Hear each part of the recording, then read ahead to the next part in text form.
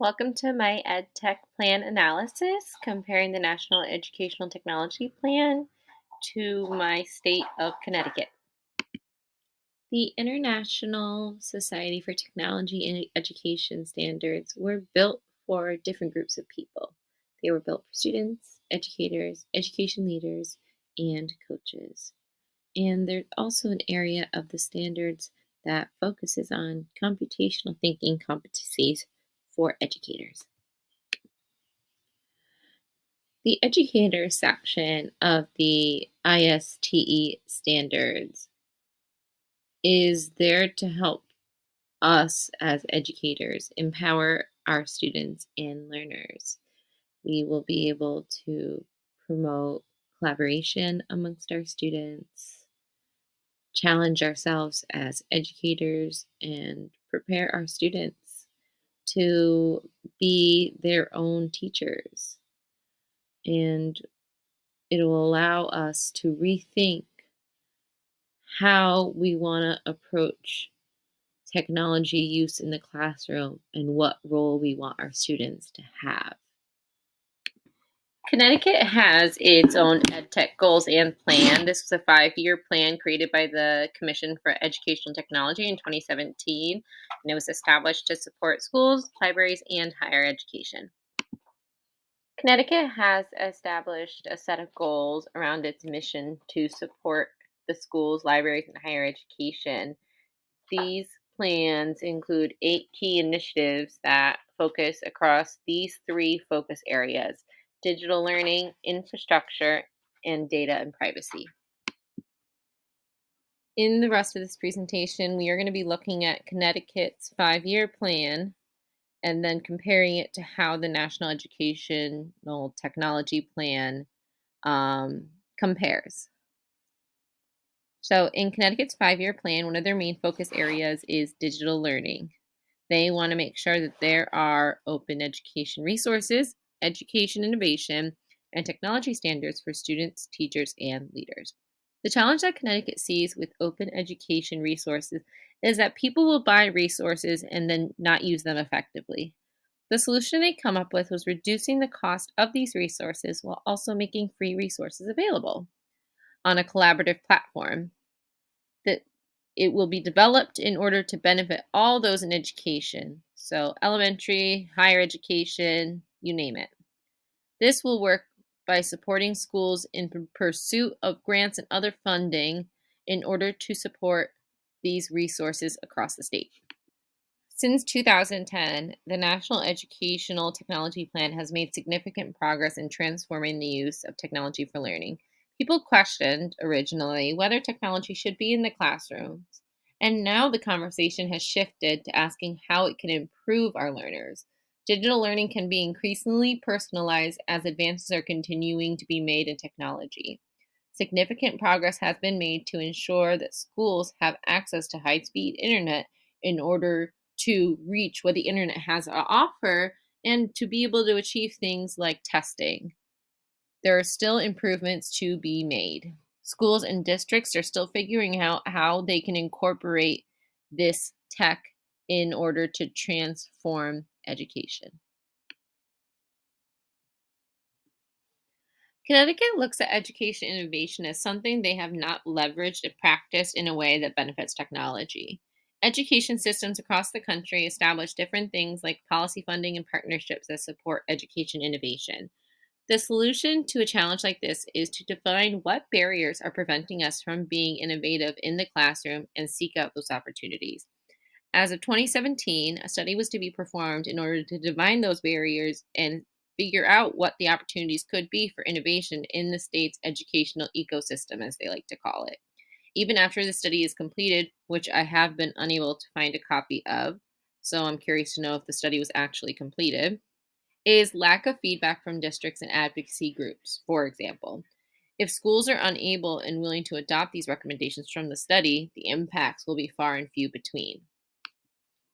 According to the NETP, research and development are taking place in order to lead to more innovation in the field, in order to effectively improve student learning. It looks at the Hive model that supports 3 levels of engagement, which includes events, learning communities, and learning networks in order to better create innovative strategies that can level an impact on digital literacy in a positive way. An example they use is an innovative high school located in Denver.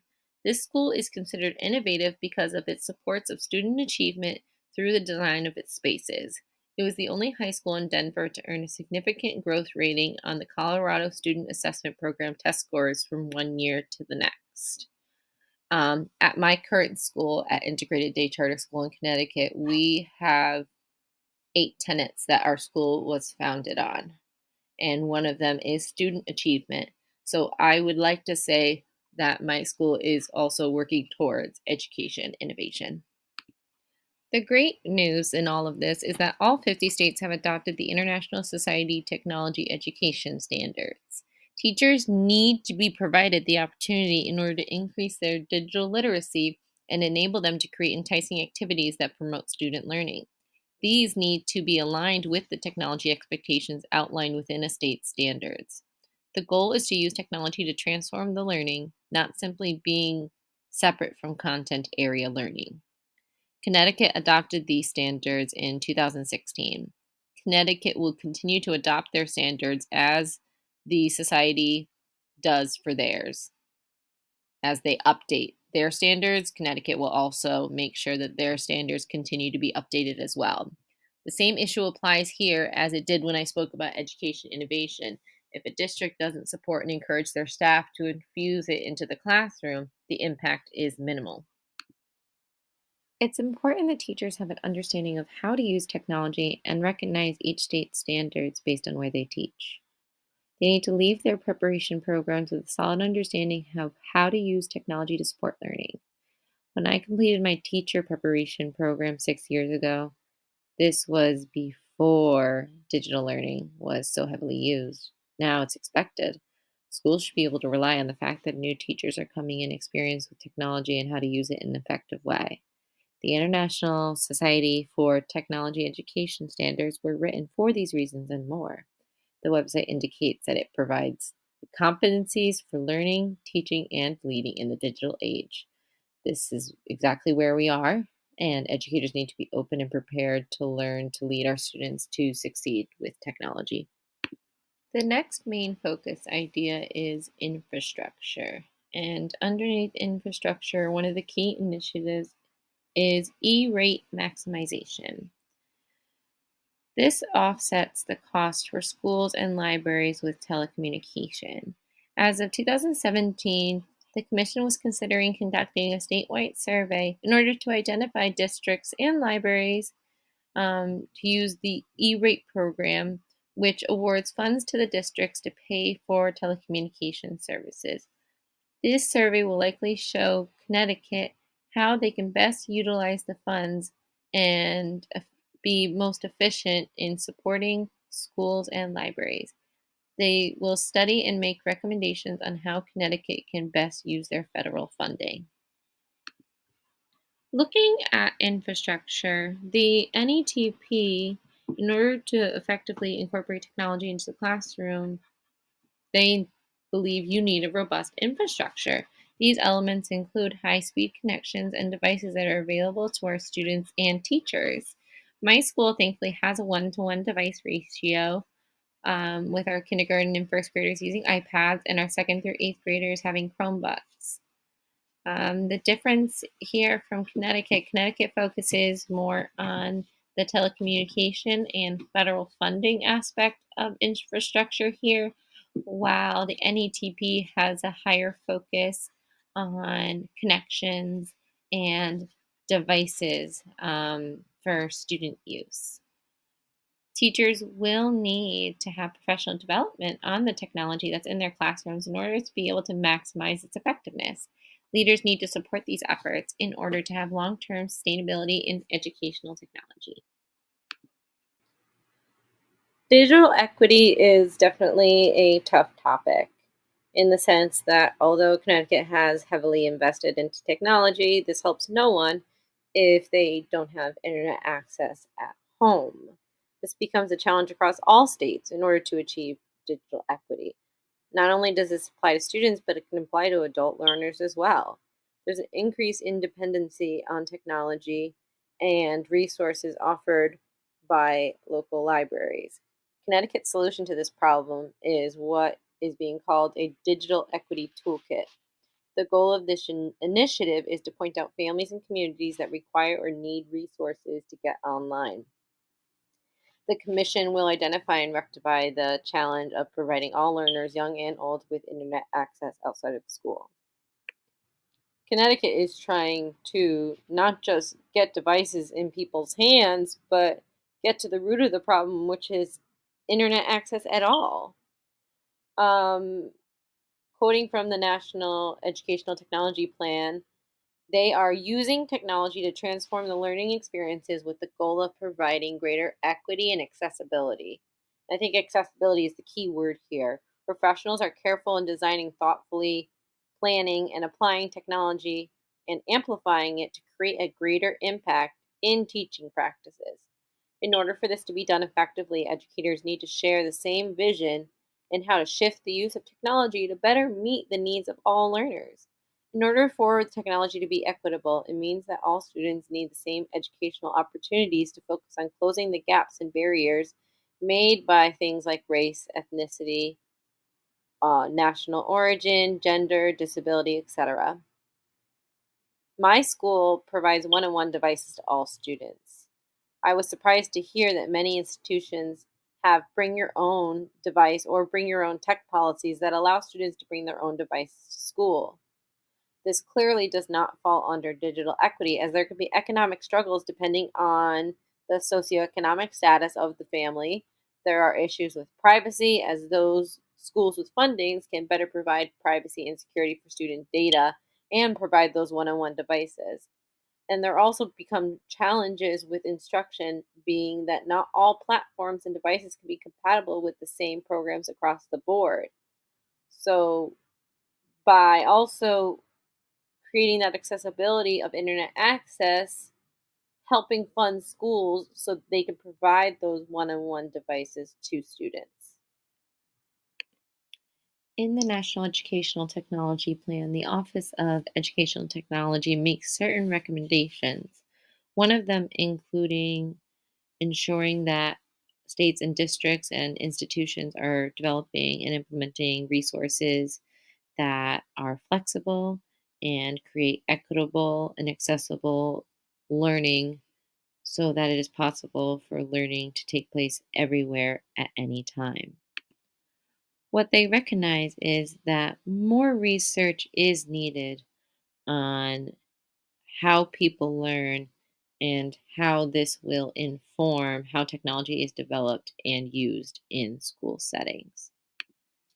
In order to achieve best practices for educational technology in the state of Connecticut, the Commission partnered with CAPS, which is the Connecticut Association of Public School Superintendents, and innovation partners to conduct what was at the time the state's first landscape study of personalized learning.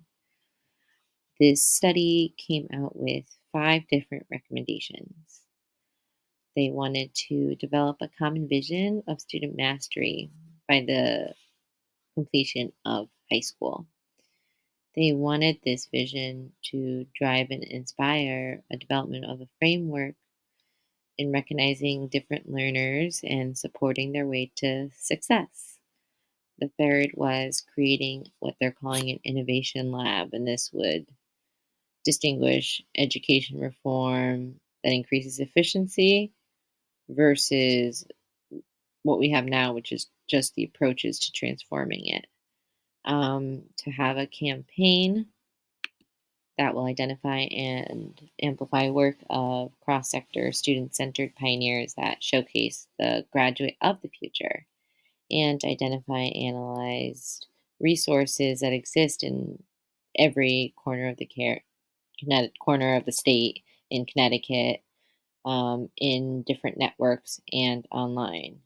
We need to think differently about this and pursue these strategies and partnerships in order to meet the demands of what technology is now. FERPA is a law that allows parents the right to review their child's records.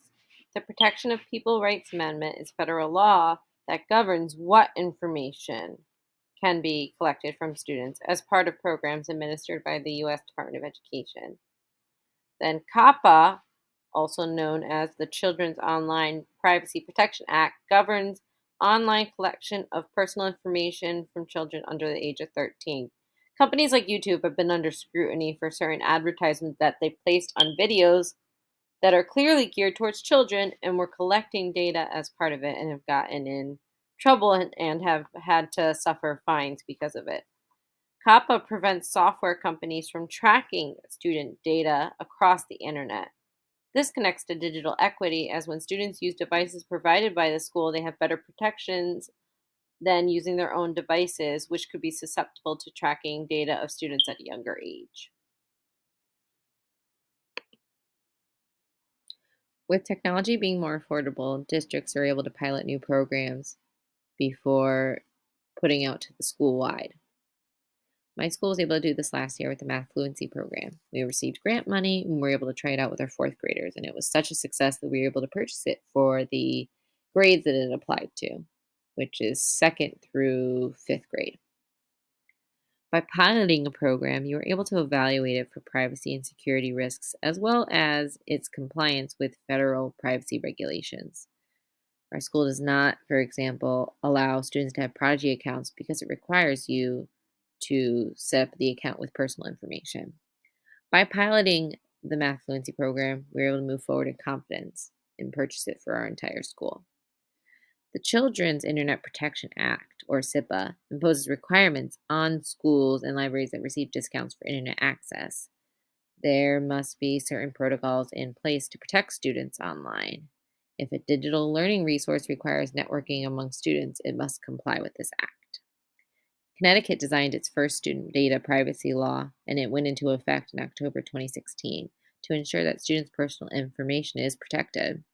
Unfortunately, to be compliant with this law, it had a significant indirect and direct cost on school districts.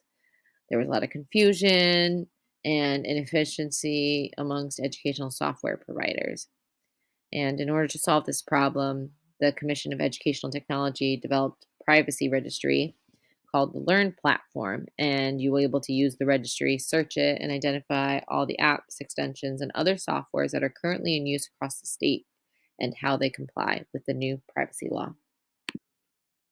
The U.S. Department of Education has issued best practices to help address the questions related to student privacy, as well as the use of online educational technology in the classroom. Just because your IT specialist or director has inputted all of these firewalls and preventions from student data being collected, students have been surrounded by technology for so long, they're becoming increasingly savvy and sometimes even figuring out ways to get around these protections. So we need to be prepared to protect them. These best practices were written by the Privacy Technical Assistance Center. It's a one stop shop kind of place where you can learn about data privacy, confidentiality, and security practice related to student data. Education has dramatically changed now that technology plays a much larger part. We had to dramatically increase our usage during the pandemic and learn how to teach in a different environment. This resulted in much more student data moving through the internet. There are certain innovations that have proven to be problematic in education and raise the question on how we can best protect our students' privacy during use. Student data is not always protected under FERPA. It depends on what are considered education records and what are not. Schools may use online educational services, but really need to look at it as a case by case basis to determine if they would be protected under FERPA. The good news is that data that is protected under FERPA cannot be used for any other purpose other than for which it was disclosed. That's why it's so important for schools to look carefully at an agreement with an online education service before signing. The data potentially could be sold to a third party and get lost in the internet universe forever. In Connecticut, some school and library leaders may not have identified or developed a set of practices to ensure that data and information is protected. By having a consistent set of practices and standards, this will ensure that privacy and security are being held to the highest standard or higher standard. By having a mature set of practices, it will save districts a lot of money by identifying the risks of their systems and strengthening relationships between leaders and the community. The goal of the commission is to work with the consortium of school networking to promote the use of this framework and encourage districts through a process of internal and external review.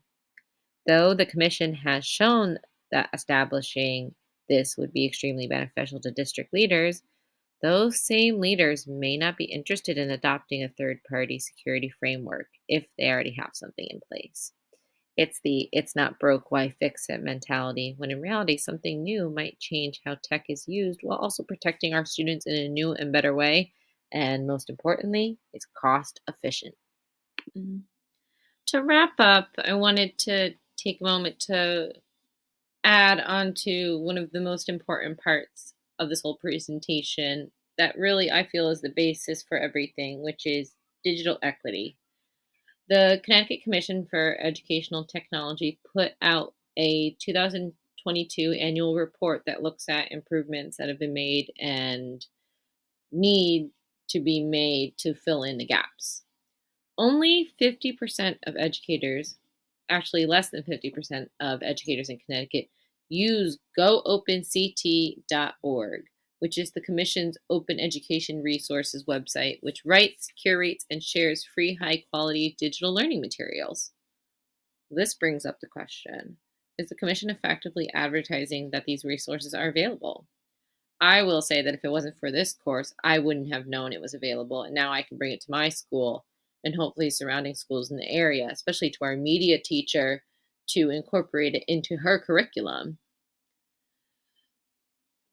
They are working on establishing a state digital equity plan to help an estimated 13% of households that are currently not connected to the internet, which I think is the most important first step. In order to achieve the many educational technology goals and plans that the state of Connecticut has in store, we need to ask ourselves, do they even have internet access at home? If we give them the devices, will they be able to actually access them? They need to learn how to use them. The Commission clearly has goals to move forward towards digital equity across the entire state, but we need to make sure that we're doing our job to ensure that people know that these resources are available and give them the resources to learn how to use it.